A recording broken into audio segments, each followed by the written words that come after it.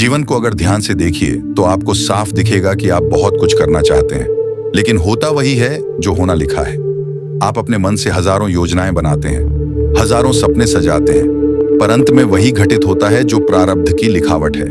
यह प्रारब्ध कोई किताब का शब्द नहीं है, यह आपके हर सांस में छुपा हुआ सच है। इंसान सोचता है कि वह स्वतंत्र है, पर उसकी स्वतंत्रता भी नियति की डोर में बंधी हुई है। यही तो सबसे गहरा रहस्य है। हम जो सोचते हैं कि हम तय करते हैं, वास्तव में वह भी पहले से तय है। आप कभी गौर कीजिए, कितनी बार आपने मन से ठान लिया कि आज से बदल जाऊंगा, आज से कुछ नया शुरू करूंगा, लेकिन हुआ नहीं। जब तक प्रारब्ध नहीं चाहेगा, तब तक आपके भीतर से ताकत नहीं उठेगी, और जब प्रारब्ध चाहेगा तो सबसे असंभव लगने वाले रास्ते भी आपके लिए खुल जाएंगे। यह खेल दिमाग को उलझा देता है।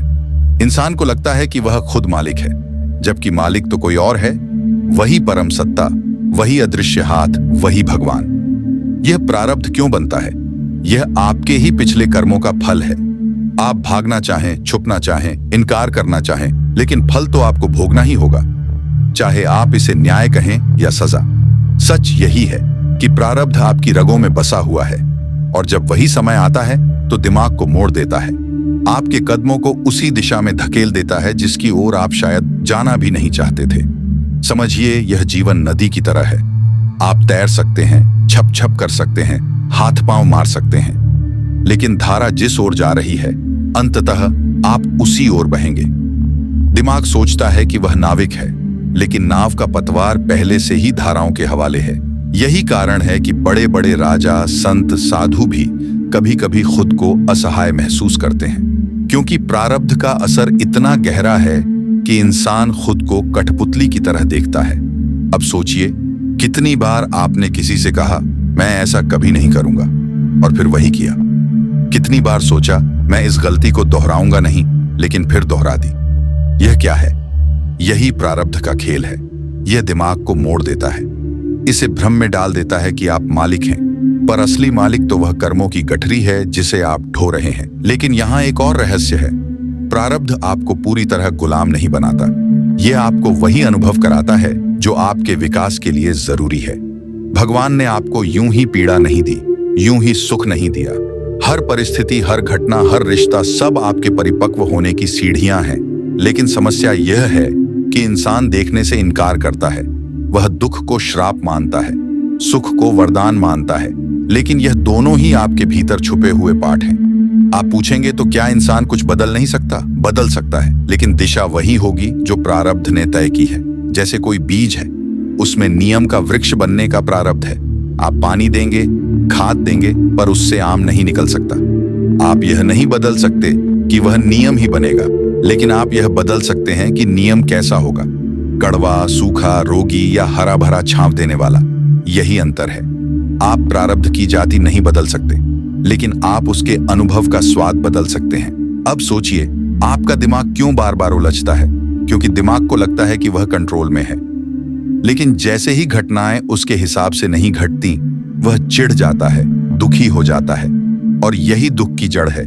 अगर इंसान यह समझ ले कि मेरा काम सिर्फ कर्म करना है, परिणाम तो पहले से लिखा है, तो जीवन सरल हो जाएगा। लेकिन यह समझ आसान नहीं है, क्योंकि दिमाग को गुलामी पसंद नहीं। दिमाग हमेशा मालिक बनना चाहता है।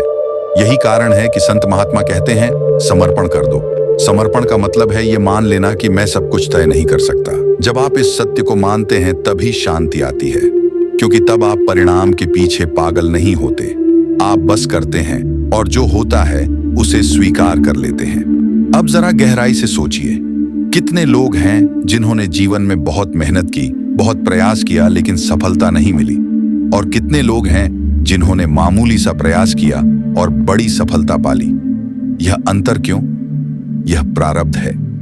कोई चाहे जितना भागे, प्रारब्ध अपनी घड़ी पर दरवाजा खोल ही देता है, और जब समय आता है तो वही छोटे कदम पहाड़ हिला देते हैं। अगर इंसान इस रहस्य को गहराई से समझ ले, तो उसके अंदर का घमंड टूट जाता है, क्योंकि घमंड तो इसी सोच पर टिका है, मैंने किया। पर सच्चाई यह है कि आपने कुछ नहीं किया, आपके माध्यम से हुआ। यह स्वीकारना कठिन है, क्योंकि अहंकार मरना नहीं चाहता। लेकिन जब आप मान लेते हैं कि असली खिलाड़ी प्रारब्ध और भगवान है, तब जीवन से शिकायत खत्म हो जाती है। दूसरी तरफ यही समझ इंसान को आलसी भी बना सकती है। कई लोग कहते हैं अगर सब पहले से तय है तो हमें कुछ करने की जरूरत ही क्या है। ये भ्रांति है। समझ लीजिए, आपके लिए तय है कि आपको अन्न मिलेगा, लेकिन यह भी तय है कि आपको हल चलाना होगा। अगर आप आलस करेंगे तो भूखे भी रह सकते हैं। प्रारब्ध रास्ता तय करता है, लेकिन चलना आपको ही पड़ता है। यही कारण है कि शास्त्र कहते हैं कर्म ही धर्म है। अब आप एक पल ठहर कर सोचिए, अगर आज आपका जीवन वैसा नहीं है जैसा आप चाहते हैं, तो यह आपके पिछले कर्मों की लिखावट है। गुस्सा मत कीजिए, दुखी मत होइए। इसे समझिए कि यह भी बीत जाएगा। जब समय बदलेगा तो परिस्थितियां भी पलट जाएंगी, और जब तक समय नहीं बदलता तब तक संघर्ष आपको मजबूत बनाएगा। इसलिए मेरे प्रिय साथियों, जो भी हो रहा है उसे शांति से स्वीकार कीजिए, क्योंकि वही आपके लिए जरूरी है। हर आंसू, हर मुस्कान, हर ठोकर, सब आपको उस दिशा में ले जा रहे हैं जहां भगवान आपको पहुंचाना चाहते हैं। आप अपनी अक्ल से चाहे लाख सोच लीजिए, लेकिन अंतिम निर्णय वही करेगा। और जब यह सच आपको अंदर तक समझ आ जाएगा, तब आप दुखी नहीं रहेंगे। जीवन की सबसे बड़ी भूल यही है कि इंसान सोचता है मैं चुन रहा हूं, जबकि सच यह है कि चुने जाने वाला रास्ता पहले से ही निश्चित है। आपको बस यह भ्रम दिया गया है कि आप चुन रहे हैं। इसी को तो संत लोग माया कहते हैं। यह भ्रम इतना ताकतवर है कि आप हर पल अपने ही दिमाग से लड़ते रहते हैं, यह करूं या वह करूं, लेकिन अंत में होता वही है जो होना है। आप जरा गौर कीजिए, कितनी बार आपने सोचा कि मैं इस रिश्ते में कभी नहीं पड़ूंगा, लेकिन पड़ गए। कितनी बार मन ने ठान लिया कि इस जगह नहीं जाऊंगा, लेकिन किसी मजबूरी, किसी कारण, किसी आकर्षण से वहीं पहुंच गए। यह सब खेल है उस अदृश्य धागे का जिसे आप नहीं देख पाते, पर वही आपकी चालें बुन रहा है। यही प्रारब्ध है।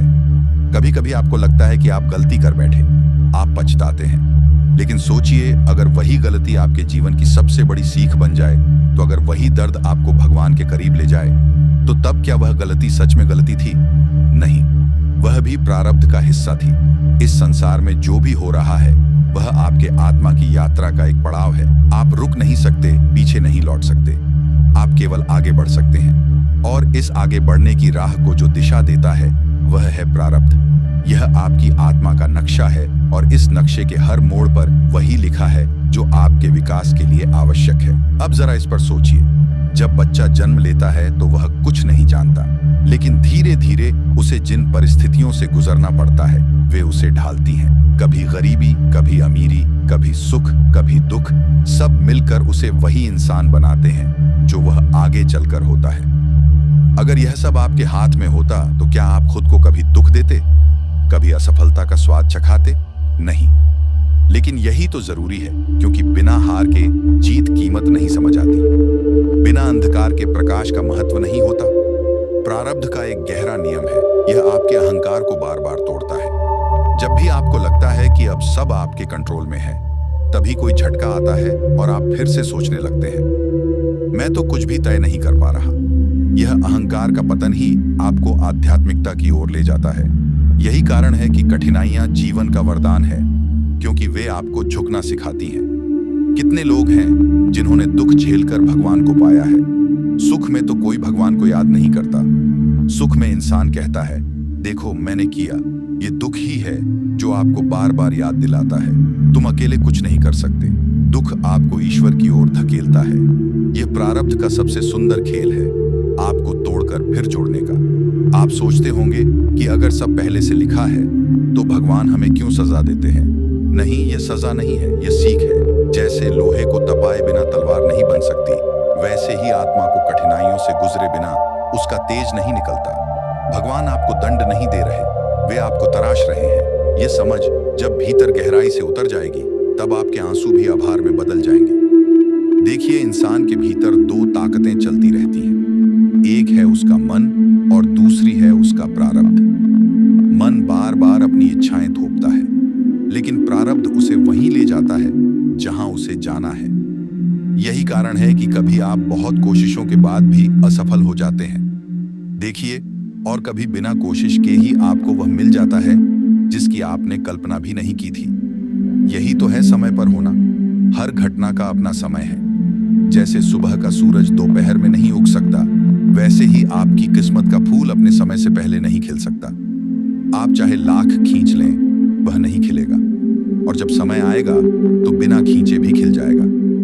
अब सवाल है, जब सब समय पर ही होना है तो हमें क्या करना चाहिए? आपका काम सिर्फ इतना है कि अपने मन को शांत रखिए, अपना कर्म कीजिए और विश्वास बनाए रखिए। क्योंकि अगर आप अधीर हो गए तो पीड़ा बढ़ जाएगी।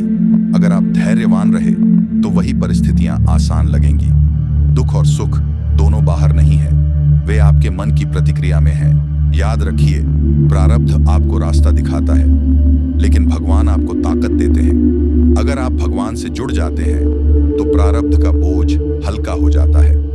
जो दुख असहनीय लगता था वही सहन हो जाता है। और यही कारण है कि संत कहते हैं, भगवान को थाम लो।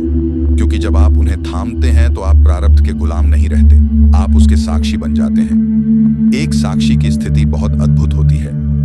तब आप देखते हैं कि जीवन आपके सामने घट रहा है। आप दुख भी देखते हैं, सुख भी देखते हैं, पर भीतर से अडोल रहते हैं। यही सच्चा ध्यान है। और यही वह अवस्था है जहां पहुंचकर इंसान कहता है, अब मुझे किसी चीज का डर नहीं है, क्योंकि जो हो रहा है वही होना चाहिए। अब मैं आपसे एक सवाल पूछना चाहता हूं। क्या आपने कभी महसूस किया है कि जब आप बहुत जोर लगाते हैं तब चीजें और बिगड़ जाती हैं, और जब आप छोड़ देते हैं तब सब अपने आप ठीक हो जाता है? यही तो है प्रारब्ध का कमाल। जब आप छोड़ देते हैं तो आप नियति के साथ बहने लगते हैं, और तभी जीवन सहज हो जाता है। यहाँ एक कठोर सच्चाई है।